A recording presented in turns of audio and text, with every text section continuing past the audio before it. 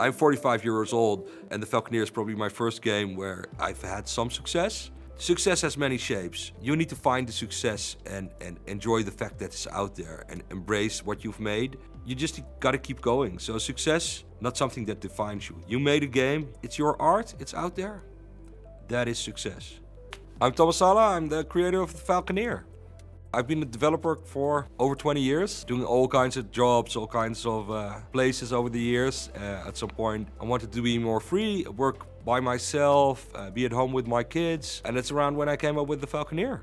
Why did I choose to put my game out on multiple platforms? I think the market requires it nowadays. When you are a small indie developer, it's essential to find, your niche, and those players will exist everywhere. There is a bit of strategy there if you're going to go multi-platform all at once, which can be overwhelming for a small team, because you just need to make it and you need to give every platform the love it deserves. For you, there might be 12 platforms nowadays. For a player, they only have their one console. If you do everything at once and you can't support each one with the love it deserves, you're gonna run into problems. Any community for any platform, they want to know that you gave it the effort, that you're as much a fan of their platform as they are.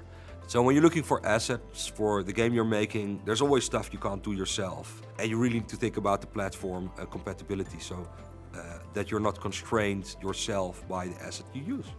Controller input is a good example.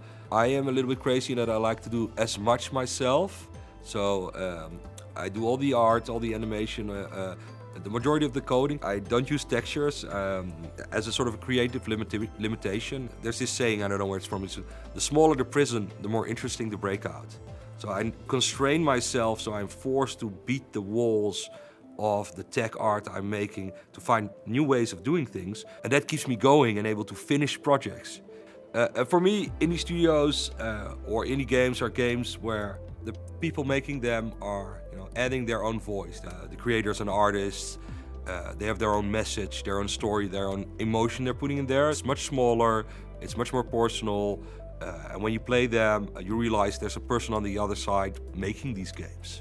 For me, it's that Unity becomes like a toolbox.